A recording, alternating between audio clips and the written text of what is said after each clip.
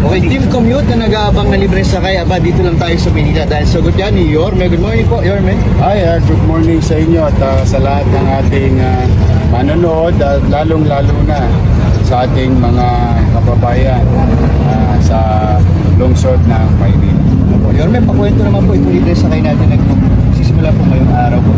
Kaya itong libreng pamasahe na handog sa inyo ng taxpayers of the City of Manila.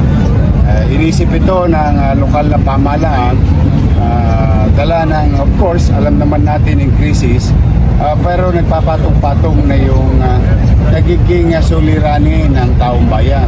Bukod sa ekonomiya, hirap na silang sumakay.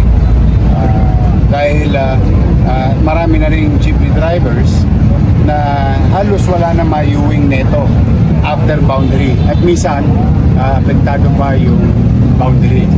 So that's why we came up with an idea wherein lahat makikinabang.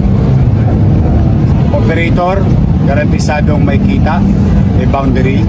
Driver, from regular 200-300 pesos na net niya, at least ngayon, humigit kumulang 1,000 piso garantiya. Petix lang ang pagmamaneho niya, hindi siya may stress. But there is a level of assurance na meron siya maiuwing magandang kita. Pangatlo, yung gasolinahan, mabibentahan na nagbibigay ng trabaho sa mga trabahante natin sa gasolinahan. Pangapat, higit sa lahat, yung daang-daang libo na mananakay, estudyante, manggagawa, at iba pang taong dadako at paikot-ikot sa loob ng Maynila.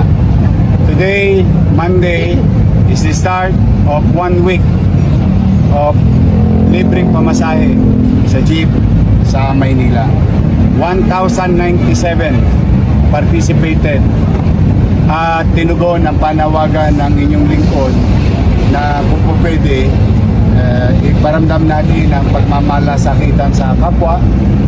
Nanawagan tayo, hiniram natin yung kanilang mga jeep at mga driver, yung kanilang oras upang maglingkod sa ating mga mananakay.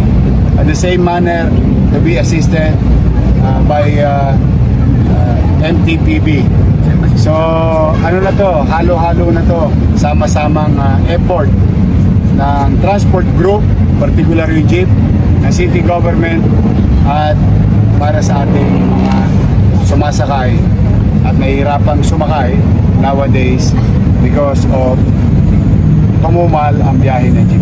Tapos po, Yorme, bukod po sa libre po sakay, nabanggit po kanina, yung safety po ng mga commuter, pinakamahalaga po. Siyempre, naturally, hindi na para maghabol, makonsume, mataranta, o magkaroon ng agam-agam yung driver ng jeep na makipag-agawan ba sa pasahero. Pag nakita mo, relax na kanina, umaga, nakita mo yung pila, ang ganda. Walang nagnyanyangan o harabas. Pansinin nyo. So safe for everyone. Matipid pa sa krudo. Pag nasa pila ka, dahil hindi ka naman naghahabol ng kita, sagot ng pamahalang lungsod ng Maynila ang kita mo, relax na relax ka lang. So, hopefully, we'll see at the end of the day, we'll report to the people how many that we have served.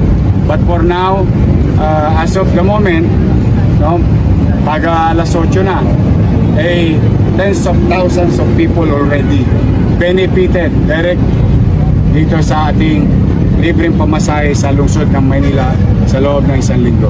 Now, kapag naging successful, yung mga po ba kayo ma-extend?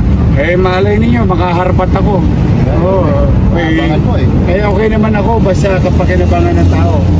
Una, manghihingi tayo sa national government if kung meron pa. Pangalawa, kung meron pa ako mapipigang bimpo, pipigayin ko, makaramdam lang ng ginawa ang taong bayan. Maramdaman lang nila na may gobyerno sa Maynila. Masaya na. Tapos Yorme, baka po pwede rin po mabanggit. Paano po ba yung sistema po ng bigaya dito sa Kaninang umaga, tumanggap na sila ng 50% down payment. Para wala na silang iniintindi pagpasok ng driver sa biyahe kung mag-aabono pa ba siya muna bago masusuklian. Hindi. 50% down, 50% later. Ito sa ating mga driver, ako naman nakikiusap lang. Total, pinagmalasakitan na kayo ng pamahalang lungsod. Pwede ba pakisuyo ko? Pagmalasakitan nyo rin yung ating mga mananakay. Wala naman na kayong intindihin. Garantisado naman natin. Isipin nyo, krisis ngayon, wala akong ibang hiningi sa inyo, kundi kung paano kayo bumiyahe na naghahanap kayo ng kita, ay ganun din ang gawin ninyo ngayon, pero may kapanatagan kayo dahil may kita na kayo pagtiklop ng araw ngayong umagang ito. Tapos sir, namilaban po sa amin na meron na po kayo nakatalagang mga taga Manila like MTPB. na Kasama para nila. siguradong mabiyahe po talaga. Yun naman ang aking proteksyon sa mga nagbabayad ng buwis. Na ang pananalapi nila habang ginagastos ng gobyerno ng Maynila, ito ay gagastos episyente, makabuluhan, at protektado ang taxpayers' money. Walang mapariwara. But still, I'm going to trust. Patuloy ko pinagkakatiwalaan ang mga nakausap ko, presidente ng mga jeep at mga jeepney driver na sila, mga batang Maynila, itinatangos ko ng ilong na sila'y gagawa ng mabuti sa kapwa. Yun, naniniwala ko. Mayor, gaano oras po yung biyahe? Merong maga, may mananghali, may hapon, may panggabi. Ano naman kung ano yung schedule nila? Ano sila dyan, boy eh? Halinhinan. Alam mo naman ang buhay sa jeep. Minsan, isa jeep, dalawa driver. So duty ngayong araw na ito, 24 o 20, 18. Tapos bukas, isang driver na naman. Pero one thing is for sure, pagtiklop ng araw na ito, meron sila mapag-ahari mo na sa pamilya. Boundary na. Ano yung may peace of mind. Tapos bagay naman na makagaangan ng taong mananakay. Mapa-estudyante o manggagawa. Mayor, pinuri po ng Malacanang yung inyong inisyatibo. Ano po yung reaction nyo doon sa pagpuri doon sa... Salamat naman po. Nabasa ko nga yung sinabi ni Secretary, Executive Secretary Ralph Recto. Maraming salamat po. Yes. Baka naman. Hindi, malay nyo lang. Para masama. Total, talaga naman tumutulong sila sa amin ngayon.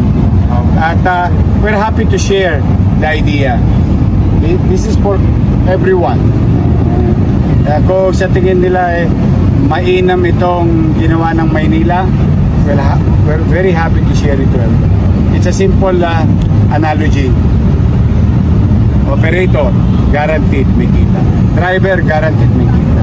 Gasolinahan, guaranteed may benta. At higit sa lahat, garantisado yung mga mananakay nakatipid itong mga darating na araw.